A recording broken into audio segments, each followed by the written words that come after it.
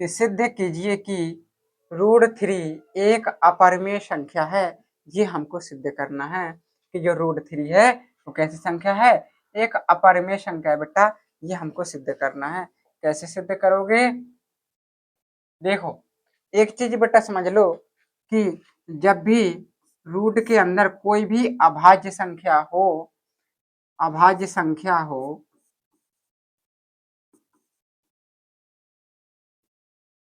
ये सारी क्या है बेटा, अभाज्य संख्याएं हैं रूट के अंदर। तो ये सारी की सारी कैसी होती हैं, अपरिमेय संख्या होती हैं, जितनी भी अभाज्य संख्या हो। और अभाज्य संख्याएं किसे कहते हैं? अभाज्य संख्याएं उन्हें कहते हैं जिनका केवल केवल एक उभयनिष्ठ गुणनखंड हो, यानी इनका एक के अतिरिक्त दूसरा उभयनिष्ठ गुणनखंड नहीं होना चाहिए। ठीक है, या कह सकते हैं ऐसी संख्या जिसमें केवल एक और स्वयं उसी संख्या का भाग जाए, अन्य किसी संख्या का भाग ना जाए, तो वह संख्या क्या कहलाएंगे, अभाज्य संख्या कहलाएंगे। इतनी बात अगर समझ में आ गई है तो चलिए शुरू करते हैं प्रश्न को और लिखते हैं डेफिनेशन किस तरीके से हमें सिद्ध करना है। देखिए, जब भी बेटा कहा जाए कि एक अपरिमेय संख्या है, अपरिमेय संख्या सिद्ध करना हो, तो इसका उल्टा मान लेते हैं।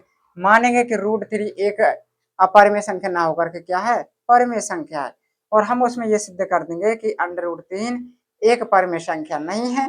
और जब भाई परिमेय संख्या नहीं है तो कैसी संख्या हो जाएगी, तो हो गया परिमेय संख्या हो जाएगी। ठीक है, चलिए यहाँ पे लिखेंगे माना, माना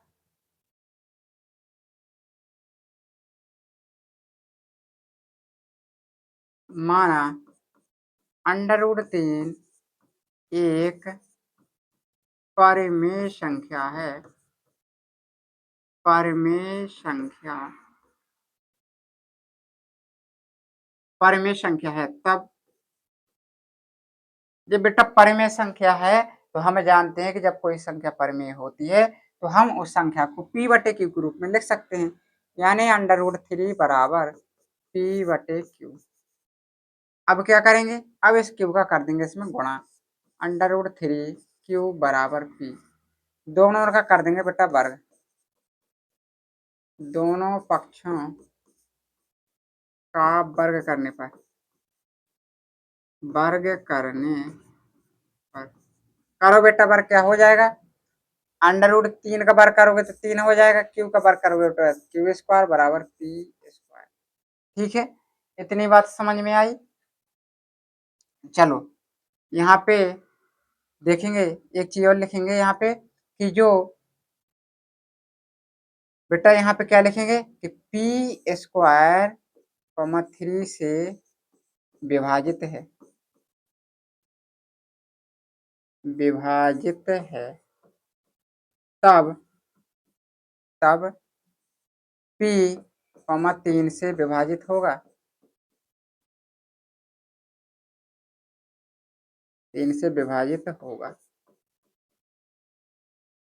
मतलब क्या है, जैसे हमने कोई संख्या ले ली 9, कहा हमने कि 9 में 3 का भाग जाता है, 9 में 3 का भाग जाता है, तो अगर हम इसका अंडर रूट लें तो कितना आएगा 3, तो क्या इसमें 3 का भाग नहीं जाएगा, तो कहोगे बिल्कुल जाएगा सर। तो मतलब यही था कि p² 3 से विभाजित था, तो ये p भी 3 से विभाजित होगा। क्यों होगा, क्योंकि देखिए यहाँ पे मैंने सिद्ध भी किया है। आप चाहो तो कोई भी नंबर ले लो जिसका हम वर्ग ले सकें। ठीक है, जैसे 81 ले लो बेटा, 81 में 3 का भाग जाता है, बिल्कुल जाता है। इसका अंडर रूट लोगे तो कितना आ जाएगा 9, 9 में 3 का भाग जाता है, बिल्कुल जाता है बेटा। ठीक है, तो बिल्कुल जाएगा, इतने में इतने, इसमें इतनी परेशानी वाली कोई बात नहीं है। ठीक है, यहाँ पे थोड़ा और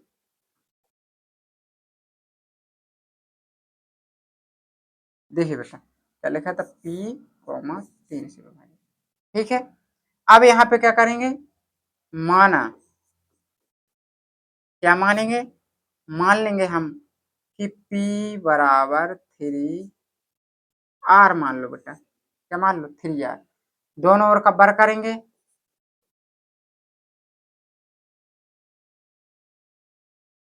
दोनों पक्षों का वर्ग करने पर, करो बेटा वर्ग, तो क्या हो जाएगा यहाँ पे p² बराबर 9r²।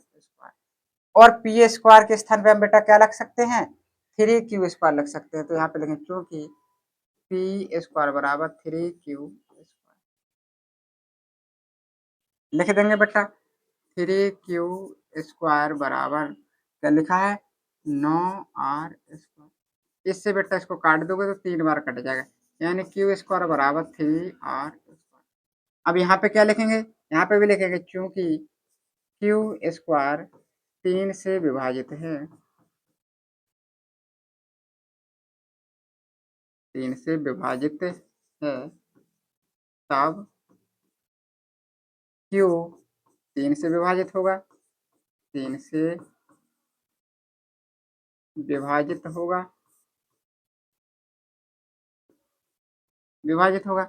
अब देखो क्या निष्कर्ष निकला बेटा यहाँ से हम देख सकते हैं कि यहाँ पे जो P था वो कितने से विभाजित था, 3 से विभाजित था। Q जो है वो किससे विभाजित है, 3 से विभाजित है। मतलब यहाँ से हम कह सकते हैं कि अतः P व Q का उभयनिष्ठ गुणनफल, उभयनिष्ठ गुणनफल नहीं बेटा गुणनखंड, उभयनिष्ठ गुणनखंड, उभयनिष्ठ गुणनखंड 3 होगा, 3 होगा जो कि हमारी मानी गई अवधारणा, मानी गई अवधारणा, अवधारणा गलत है, गलत है। अतः √3 को परमेय संख्या मानने से, परमेय संख्या मानने से, मानने से क्या हो रहा, मानने से विरोधाभास हो रहा है, विरोधाभास हो रहा है, हो रहा है। अतः √3 एक परमेय संख्या न होकर, न होकर, न होकर एक अपरिमेय संख्या, एक अपरिमेय संख्या होगी, एक अपरिमेय संख्या होगी। ठीक है बेटा, यहाँ पे विरोधाभास हो रहा था √3 को परिमेय संख्या मानने से, क्यों हो रहा था, क्योंकि इसका उभयनिष्ठ गुणनफल क्या आ रहा था बेटा, 3 आ रहा था। ठीक है, इसलिए √3 एक परिमेय संख्या ना होकर के अपरिमेय संख्या होगी। यहाँ पे बेटा थोड़ा लिख सकते हो चाहो तो,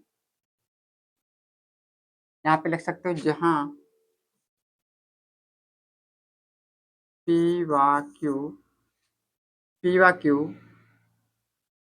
दो पूर्णांक है, इतना बेटा लिख सकते हो। ठीक है, तो इस तरीके से √3 एक अपरिमेय संख्या है, इस तरीके से सॉल्व करना है आप लोगों को। ठीक है, इसी के साथ हम √3 हो गया, √2 हो गया, √5 हो गया बेटा, √7 हो गया, √23 हो गया, इसी तरीके से हम इसकी डेफिनेशन लिख सकते हैं। बिल्कुल सेम होना है इसी की डेफिनेशन, बस संख्याएं चेंज हो जाना बेटा, और कुछ नहीं करना है। ठीक है, तो इस चीज को आपको समझना है। उम्मीद करता हूँ कि ये क्वेश्चन क्लियर हो चुका होगा। ठीक है।